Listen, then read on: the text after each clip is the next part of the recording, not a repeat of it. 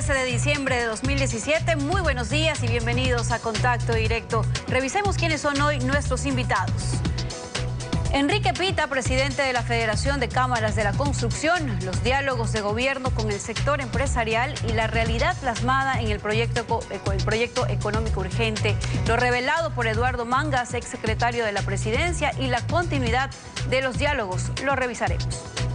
Además, Hernán Pérez, jurista, columnista de Diario El Universo, reparación integral al Estado producto de la corrupción en el caso Odebrecht. ¿Cómo debe ser calculado el monto? ¿Solo basándose en las coimas o deben incluirse los sobreprecios de las obras? Y los delitos que derivan de la asociación ilícita, la sentencia se conocerá hoy. También nos acompañará Marco Carrión, presidente de la Cámara Nacional de la Pequeña y Mediana Empresa. El proyecto económico urgente, los beneficios para los pequeños empresarios, pero la afectación para todos con un alza general de aranceles a las importaciones. Las pequeñas y medianas empresas se interconectan con las grandes. Lo que afecta a las grandes empresas incide en las pequeñas. Lo revisaremos. A la medianoche se cerró la inscripción de organizaciones políticas y sociales para la campaña electoral por la consulta popular. Hasta ahora, todas se han inscrito por el sí, a excepción de la ala correísta de Alianza País, que no cuenta con el aval del CNE. El Partido Socialista fue una de las últimas organizaciones políticas que entregó sus documentos para inscribirse en la campaña electoral. Llegaron liderados por el ministro de Defensa Patricio Zambrano y la asambleísta Silvia Salgado. Van por el sí. Representamos a la izquierda ecuatoriana en este proceso de cambio. Por eso decimos sí a la consulta popular. Porque para nosotros los socialistas las lealtades es con el pueblo ecuatoriano. Pero este martes, en el último día, estuvieron también Pachacutic, el Partido Avanza, Compromiso Social, Suma y Concertación. Todas por el sí. Mucho corresponde a todos de forma organizada aspirar a que en el Ecuador trabajemos por un verdadero país democrático, participativo y ante todo transparente y honesto. Del lado de las organizaciones sociales llegaron, por ejemplo, representantes del sector indígena como Fenocin y Ecuarunari. Esta última va por el sí, aunque hace aclaraciones. Que va a ser un apoyo crítico, un apoyo condicionado, un apoyo que vaya más allá de la consulta popular, pero que este sea el primer paso para continuar en la defensa de nuestros territorios. El sector sindical se inscribió a través de la Unión General de Trabajadores del Ecuador, que cumplía los requisitos. Mientras a otras organizaciones, como Yas Unidos, les hizo falta documentos y buscaban regresar para concluir el trámite. Ellos no tienen personería jurídica, pero se inscribían a través de otra organización. Las organizaciones, tanto políticas como sociales, que reciban el aval del CNE, podrán participar en la promoción electoral y tendrán acceso a un fondo público para campaña. La actualidad, los protagonistas, el análisis y la información en Contacto Directo. Lenin, ¿cómo estás? Buenos días. Buenos días, Samantha. Buenos días con todos nuestros televidentes. El presidente Lenín Moreno, cuando anunció los diálogos en el Consejo Consultivo Productivo y Tributario, despertó muchas expectativas y esperanzas en el sector productivo privado, pero al anunciar su veto parcial al proyecto de urgencia económica deja clavada una espina. Recordemos lo anunciado por el presidente. He decidido implementar una mesa de competitividad. ¿Por qué? Porque el diálogo no termina nunca. Junto al sector privado haremos realidad las propuestas del Consejo Consultivo Productivo y Tributario. Por eso enviamos un proyecto de ley económica urgente a la Asamblea Nacional. Este proyecto de ley, que es vital para la recuperación económica, fue aprobado, pero con algunas modificaciones. Hay mejoras importantes, pero también elementos fundamentales que se han dejado de lado. Por eso el día de hoy, en uso de las atribuciones que la Constitución me otorga, he enviado el veto parcial a la ley. Mantenemos la eliminación del impuesto a las tierras rurales y el incremento de 3 puntos en la tarifa de impuesto a la renta solo para las empresas grandes. Ratificamos los incentivos para artesanos, economía popular y solidario y para la pequeña y microempresa. Enrique Pita, presidente de la Federación de Cámaras de la Construcción. Buenos días, bienvenido a Contacto Directo. Gracias, buenos días, a sus órdenes. Los hechos son los que hablan. El aumento en 3 puntos dentro del impuesto a la renta a los grandes contribuyentes y el alza de aranceles a las importaciones, ¿es coherente con el diálogo en el Consejo Consultivo? Definitivamente no. Lamentablemente el sector privado, con gran voluntad, con gran aporte para lo que nosotros considerábamos que era necesario para la reactivación de las actividades productivas del país y consecuentemente también de la recuperación de la economía del Estado, porque vamos cogidos de la mano. Hicimos presencia en todas estas mesas de diálogo, pero al final del día, a pesar de que se ha escuchado que casi el 80, si no es más, % de lo que se convino o se trataron en esas mesas de diálogo estaban contempladas en este proyecto de ley, nunca hemos conocido específicamente a qué 80% se refiere, cuánto de aquello, al contrario, es decepcionante ver que eso no se ha dado. Por lo tanto, no creo, nos sentimos frustrados, definitivamente esa es la expresión. El ex secretario de la Presidencia, Eduardo Mangas, fue desautorizado respecto a sus afirmaciones sobre el diálogo, pero los hechos son los que cuentan. Escuchemos lo que dijo Eduardo Mangas sobre el diálogo propuesto por Lenín Moreno y objetado de entrada por Rafael Correa. Se le planteó, compañeros, vamos a hacer 3 cosas, 3 estrategias. 1, el diálogo. O sea, la mano tendida no puede ser un asunto de demagogia, una oferta de campaña que no vamos a cumplir. Tenemos que hacerlo una realidad y tenemos que dialogar. No vamos a ceder en nada, y ustedes han visto hasta hoy, van a recibir un informe de los diálogos. No vamos a ceder en nada, pero tenemos que dialogar, tenemos que sentir que se sienten escuchados. Esto es tan parecido a un reality show. ¿Coinciden los hechos con lo que dijo Eduardo Mangas en esa reunión? Lamentablemente sí, coinciden, porque la única explicación que se ha dado hasta el momento es que son expresiones sacadas de contexto. Su renuncia incluso, de alguna manera, está justificada por el gobierno cuando dice que, lamentablemente, sus expresiones, si bien es cierto, están fuera de contexto, no reflejan el sentir del gobierno, pero no hay una afirmación cierta de desmentido o de respaldo en absoluto a un diálogo franco, directo y que produzca resultados para las dos partes. En absoluto el área productiva, el sector productivo está esperando que el 100% de sus aspiraciones se cumplan. Comprendemos que el gobierno tiene necesidades y comprendemos también las necesidades políticas del gobierno en un momento dado, pero es el diálogo. El señor presidente dijo, nada para el sector privado sin el sector privado. Lamentablemente eso no se ha dado y ese diálogo de alguna manera reafirma. No escuchamos tampoco un desmentido por parte del gobierno central de que esas expresiones no reflejaban el sentir del gobierno.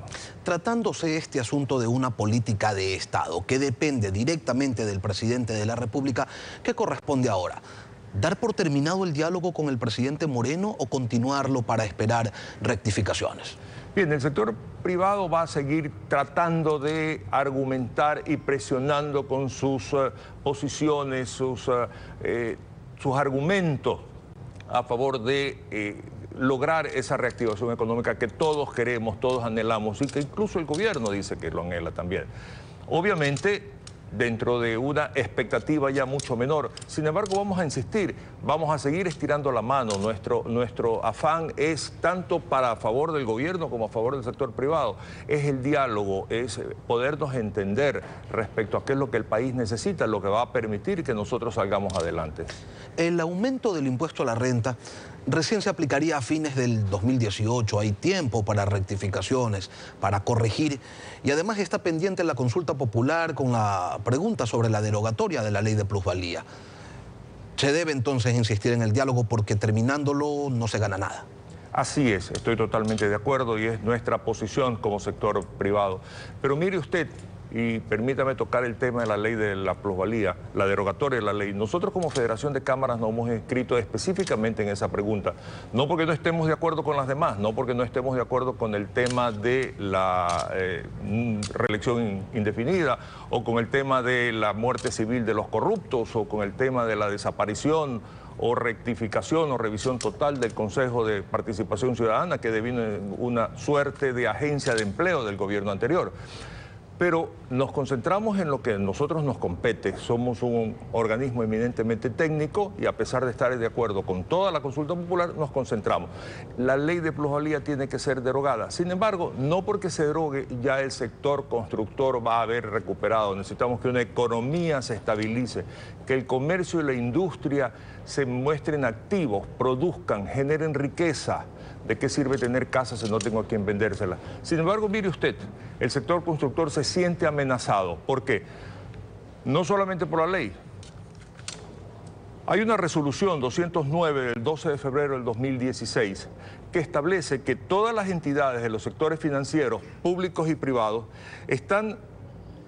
efectuarán provisiones con el equivalente al 100% de la diferencia existente entre el avalúo catastral municipal y el monto del crédito concedido o del saldo insoluto en su caso. ¿Esto qué significa? Significa que la banca privada tiene que hacer reservas de su patrimonio respecto a la diferencia entre el avalúo catastral y lo que deben los clientes. Es la muerte del crédito hipotecario.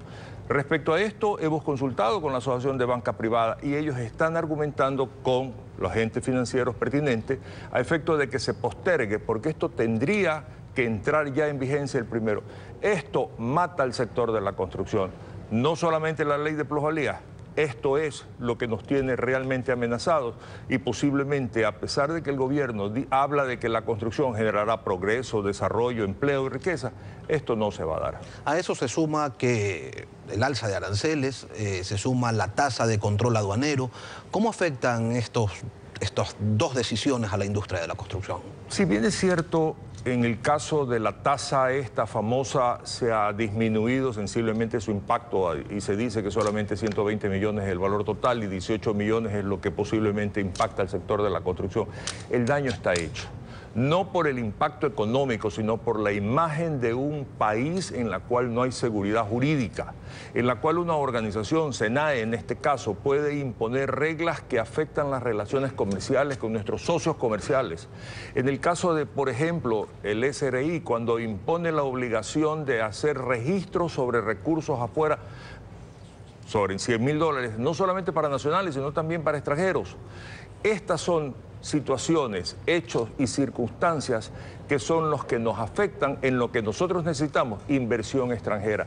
La reactivación económica no se va a dar por ese tipo de decretos como las que en este momento estamos conversando.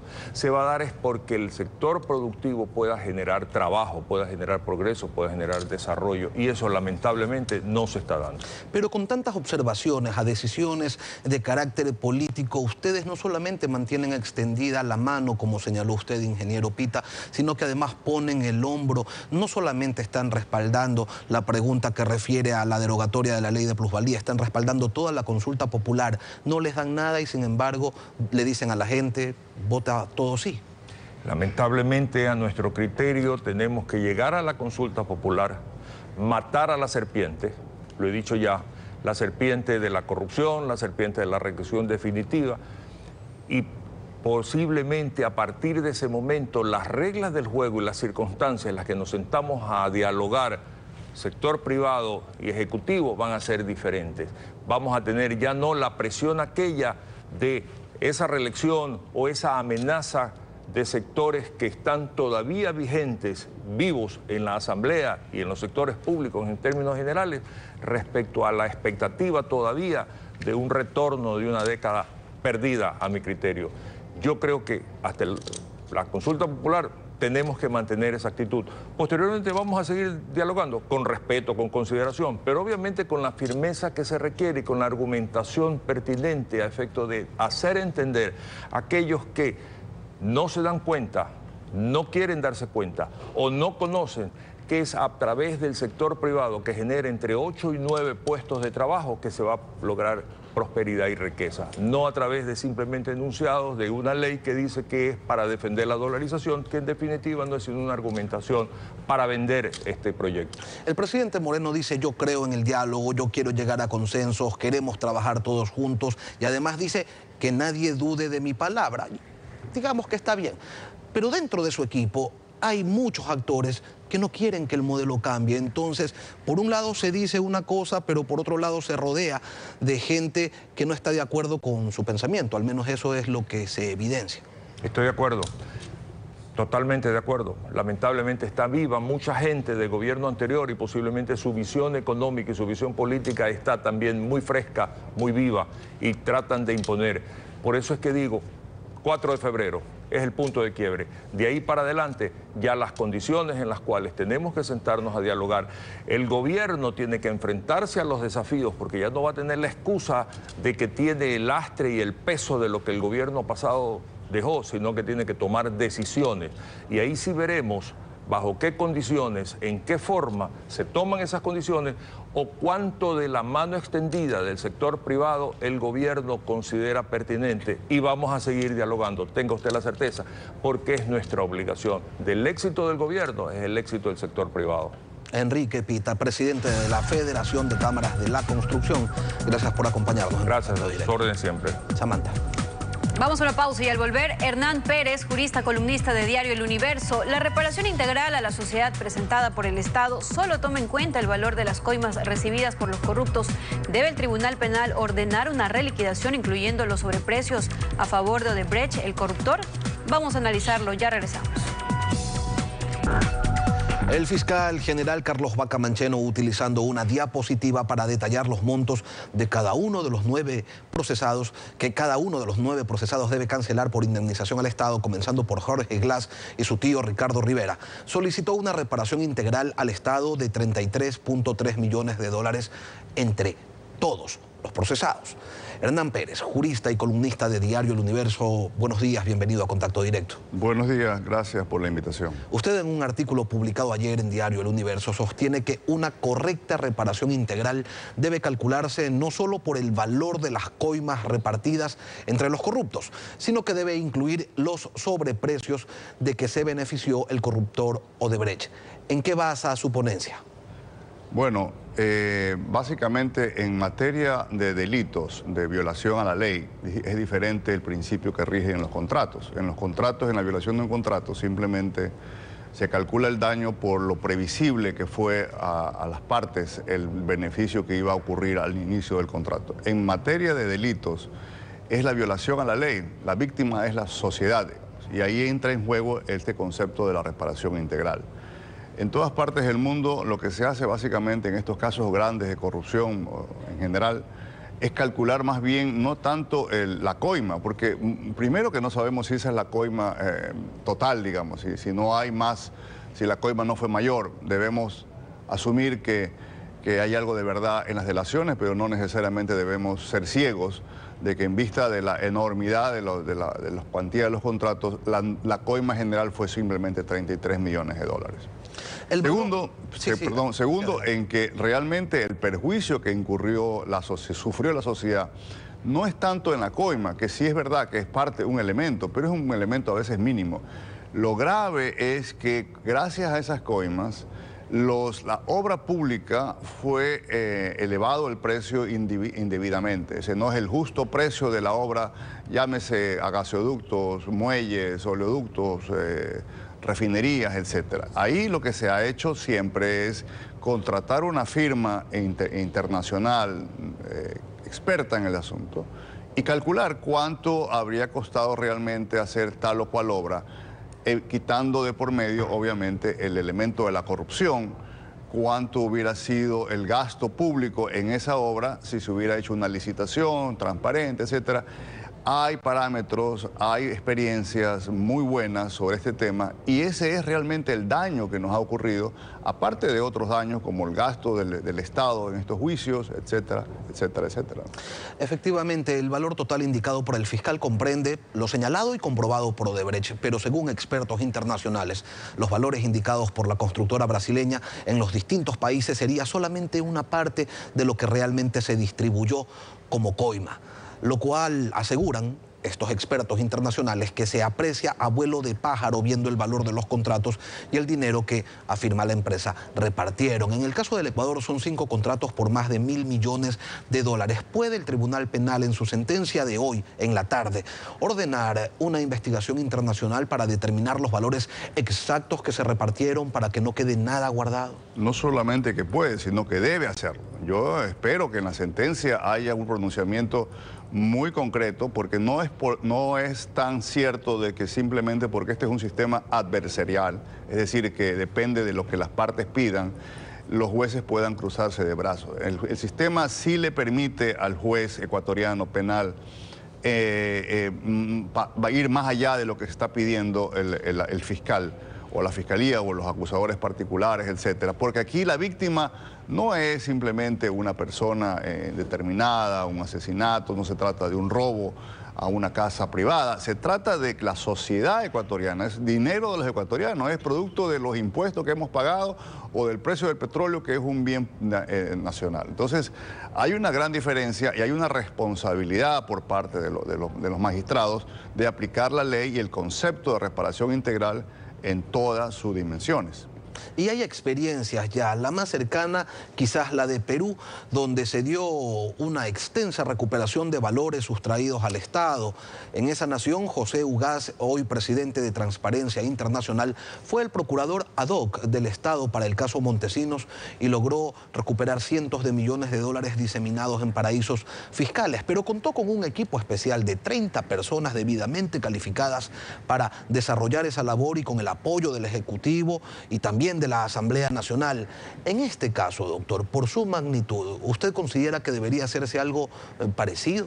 Yo creo que sí, yo creo que se impone esa necesidad de hacer algo similar y no esperar realmente inclusive juicios. Podemos ya comenzar desde ahora a hacer una revisión, una auditoría de toda la obra pública y de todos los servicios prestados al Estado a través de estos sistemas opacos que hemos tenido. Y no solamente el caso del Perú, la familia Pinochet tuvo que devolver unos fondos que fueron ubicados, en Malasia se restituyeron casi 1.000 millones de dólares que se fueron también saqueados, en Nigeria igual. Bueno, hay experiencias, la mayoría positiva. El mundo ha cambiado. Hoy en día no es lo que sucedió hace 30 años o 20 años atrás con el caso Duvalier, etcétera. Hay unos cambios importantes en el mundo, las regulaciones bancarias son muy estrictas ahora. Estos fondos seguros están en alguna parte, si no nos engañemos, en el Ecuador, en alguna parte, el saqueo público que ha tenido el país en esta década están guardados, diseminados, ya sea en fondos, en cash, o están invertidos a su vez en obras privadas, en desarrollos inmobiliarios, en la Florida, en algún lugar. Eso sencillamente no es tan difícil recuperarlos, o al menos ubicarlos y luego iniciar todas las acciones judiciales y legales. Pero para eso, siguiendo el ejemplo de Perú, se necesita de una decisión política, se necesita de colaboradores, de expertos en el tema. En el Ecuador podemos hacer eso, es más, debemos hacer eso, si no esta tragedia se vuelve a repetir a la vuelta de la esquina, ¿no? Adicionalmente al tema de la reparación integral, se ha observado que la acusación del delito de asociación ilícita es mínima frente a las ejecutorias de esa asociación, que es un delito instrumental para cometer delitos mayores. El Tribunal Penal, doctor, ¿puede en su sentencia darle a este caso su gravedad penal real? Bueno, lo que debe hacer, que le obliga el código al tribunal, es que habiéndose demostrado a la existencia de otros delitos, ahí han habido, las pruebas son más allá de lo que digan obviamente los acusados, hay pruebas evidentes de que se cometió cohecho, de que hubo un lavado de activos. Es decir, ahí hay una gravedad muy evidente de delitos y la ley manda y ordena que en la sentencia, y esperemos que así sea, el tribunal ordene a la Fiscalía iniciar ya las indagaciones o las instrucciones básicamente de los delitos más graves, porque aquí, como usted bien dice, se ha escogido el delito menos grave, que generalmente en todas partes del mundo va pegado, es decir, a nadie es condenado por asociación ilícita per se, se condena a asociación ilícita más asesinato, más cohecho, más robo, más extorsión, etcétera.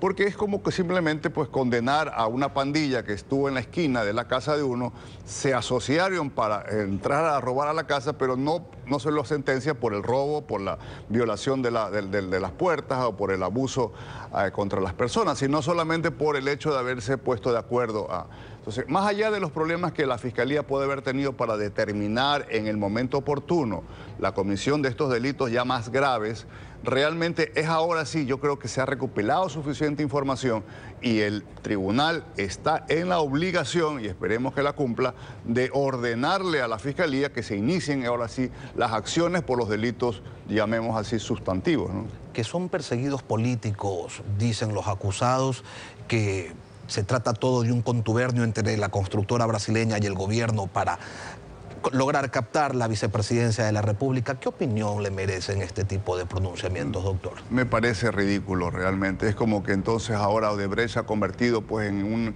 el actor político más importante de América Latina, digamos. Lo que sucede es simplemente que se abrió una oportunidad, vino de afuera, todo este escándalo, realmente no fue producto de la investigación de la Fiscalía ecuatoriana ni de los órganos de control, de que se produjo un remesón político, ese sí, en Brasil, gracias a una judicatura independiente, seria, comprometida con la democracia, que es la que destapa esto y luego tiene sus secuelas en países en América Latina, ¿no? Hoy en día, usted sabe, prácticamente todos los presidentes o expresidentes donde ha pasado Odebrecht están hoy perseguidos, condenados y ajusticiados. Hernán Pérez, columnista de Diario El Universo, gracias por su participación en Contacto Directo. Cuando regresemos, Marco Carrión, presidente de la Cámara Nacional de la Pequeña y Mediana Empresa. El proyecto urgente para impulsar la reactivación económica solo ofrece estímulos a pequeñas y medianas empresas. Este fue el consenso en el Consejo Consultivo. Forman una cadena productiva con las grandes, las pequeñas y medianas empresas. Pausa y volvemos.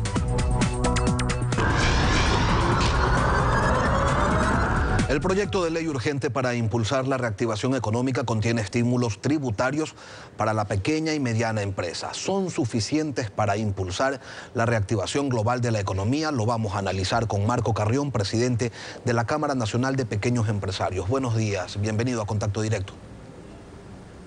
Muy buenos días, un gusto estar presente en este canal.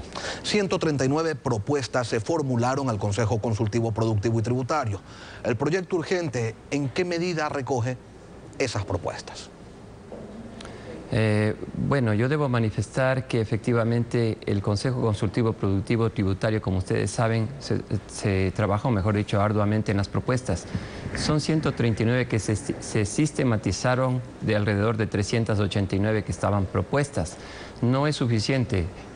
Las propuestas que recoge la ley con carácter urgente para el análisis de la reactivación económica no contempla todo lo que se planteó. Por ejemplo, el presidente en el primer anuncio que hizo del veto, mejor dicho, de la ley, cuando la propuso, habló de 8 propuestas de las 10 que se habían establecido.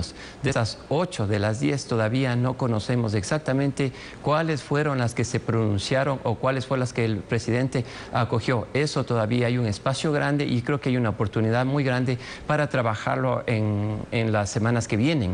Hemos solicitado la reactivación nuevamente del Consejo Consultivo Productivo Tributario para estos temas, porque no recoge en su totalidad. Una de las propuestas que ustedes conocen es la tasa de control aduanero, que efectivamente no estaba contemplada dentro del Consejo Consultivo Productivo Tributario, pero que sin embargo salió dentro de la ley. El presidente de la República ha manifestado, don Lenin, por ejemplo, la reactivación a través de un veto parcial a la ley de reactivación económica. Uno de los temas que manifiesta es justamente el tema a través de los contratos de los proyectos que se han venido manejando. Hablemos de los contratos llave en mano. Uno de ellos es justamente uno que el presidente de la República lo inauguró la semana pasada y es los contratos del Hospital del Sur. En este contrato del Hospital del Sur se contrataron a empresas, a una empresa internacional en la cual no participó con la industria nacional. Entonces, esos mensajes que está dando el presidente, que yo entiendo y que creo que el presidente de la República no conoce estos temas al no haber participación nacional. El presidente ha manifestado y ha sido muy enfático en ese sentido de que haya participación nacional, sobre todo de las pequeñas y medianas empresas, inclusive para que haya temas de transferencia de tecnología, implementación de nuevos sistemas de contratación a través de estos sistemas. Fue justamente justamente una de las propuestas que se hicieron en el Consejo Consultivo Productivo Tributario, para que empresas transnacionales que participan en contratación pública por lo menos tengan un componente de un cierto porcentaje, dependiendo del sector, un componente del porcentaje en el valor agregado ecuatoriano. Eso no se ha cumplido. Ahora, el presidente dice: a las pequeñas y medianas les doy beneficios, a las grandes les subo 3 puntos en el impuesto a la renta, pero pequeñas, grandes y medianas empresas en el proceso productivo están integradas entre sí, al menos en ciertos sectores. ¿La falta de estímulo a las grandes repercute en las medianas y en las pequeñas, o están totalmente desconectadas y cada quien anda por su andarivel? No, yo creo que dentro del Consejo fue un espacio inclusive para dialogar internamente privado-privado. Yo creo que es un espacio que todavía no le hemos logrado concretar. Es decir, ahí hay muchos encadenamientos productivos que todavía no se han logrado concretar. A pesar de que el sector productivo está trabajando en una Agenda 2030, yo creo que ese espacio va a ser sumamente importante para lograr estos encadenamientos productivos. Yo creo que se ha trabajado un poco de manera individual, pero sin embargo creo que el fortalecimiento debe ser a través de este sector, es decir, el sector productivo como tal, unitario, no una diferenciación en cuanto a pequeñas, medianas y grandes industrias, porque como usted bien lo anota, nosotros somos muchos proveedores de industrias grandes en las cuales sí tenemos encadenamientos, pero de una manera puntual, individual, no como algo sustancial, es decir, no como algo macro. Y ahí hay un trabajo pendiente que lo estamos tratando de establecer entre todo el sector productivo para buscar justamente estos encadenamientos a través de la participación también de las grandes industrias, porque muchos de nosotros, como le vuelvo y repito, somos proveedores de industrias grandes, y esta provisión de insumos, de materia prima, de productos semielaborados, de productos elaborados, benefician también al sector productivo grande. Por eso es que el sector productivo en ese sentido sí tiene que mantenerse unido. Hay una deuda todavía en ese sentido. No se habló nunca de un 3%. Se llegó a establecer hasta un 1% de participación de las grandes industrias en el tema de la subida del impuesto a la renta. Eso sí se lo estableció, se lo conversó, pero no de 3 puntos, sobre todo para las grandes industrias. Eso es un incumplimiento. Yo en ese sentido sí Ahora, las grandes empresas... Sí, pero sí hay que agradecer al gobierno que por lo menos ha tomado en cuenta en el sentido de que las pequeñas y medianas no van a tener este porcentaje del 3%. Todavía hay una deuda, el presidente lo ha anunciado. Pero hay Vamos realmente a seguir que agradecer aquello cuando el gobierno se ha puesto como meta generar empleo. Hay que agradecerlo.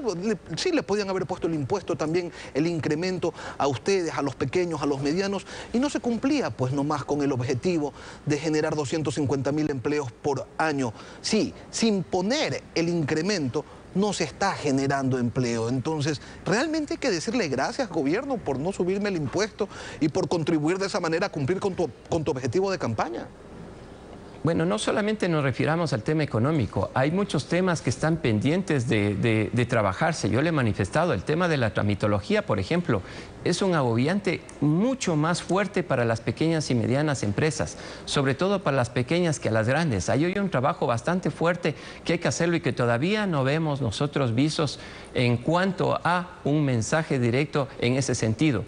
Yo me refería al agradecimiento en temas puntuales, pero hay otros temas que nos queda debiendo mucho y que todavía no hay un tema de reactivación en ese sentido. Yo lo puedo manifestar, por ejemplo, en el tema de la tramitología, en otros temas, por ejemplo, en el tema de transferencia de tecnología. Acabé de denunciar un tema muy puntual, que es el tema, por ejemplo, de la contratación llave en mano de ciertos contratos que todavía no cumplen con el objetivo fundamental, que es la generación de empleo interno a través de estas grandes industrias que todavía vienen, y todo se ha comprado, absolutamente todo afuera.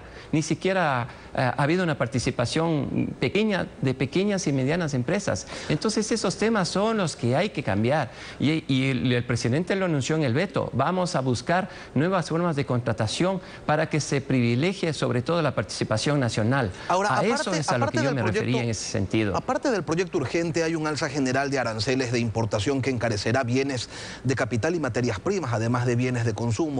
¿Están pequeños y medianos empresarios de acuerdo con un alza general de aranceles hasta el máximo permitido por la Organización Mundial de Comercio?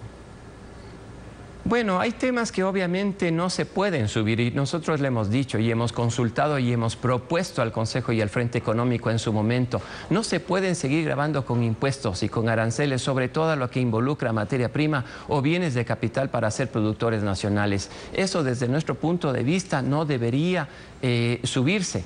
Hay temas que nos permiten trabajar como por ejemplo transferencia de tecnología, inversión en maquinaria, que ese es otro de los temas que nos está quedando en deuda el gobierno nacional en cuanto a las propuestas que se hicieron en el Consejo Consultivo. Obviamente no queremos que el país se encarezca más, debemos fortalecer al sector productivo nacional porque mire, nosotros a través de la educación superior, usted sabía más o menos que alrededor de 3.000 ingenieros mecánicos van a salir en los próximos 2 años. ¿Dónde va esa gente a trabajar si no tenemos industrias y no tenemos emprendimientos y no tenemos nuevos encadenamientos? Entonces, hay una deuda todavía que se tiene que trabajar en cuanto a las propuestas del Consejo Consultivo Productivo Tributario. Usted lo dijo muy bien, son 139 alrededor que se recogieron, sistematizadas, pero de esas 139, ¿cuáles son las que efectivamente han entrado dentro de este programa de reactivación económica? Todavía hay poquitas, yo creo que son 2 apenas de las que se recogieron en el Consejo Consultivo Productivo Tributario para las pequeñas y medianas empresas, que a propósito son las que generan el 95% del tejido empresarial ecuatoriano. Marco Carrión, presidente de la Cámara Nacional de Pequeños Empresarios, gracias por su participación en Contacto Directo. Muchas gracias a usted. Samantha. Bien, y así estamos despidiendo Contacto Directo. Gracias por acompañarnos. Que tengan todos un buen día. Pasen bien.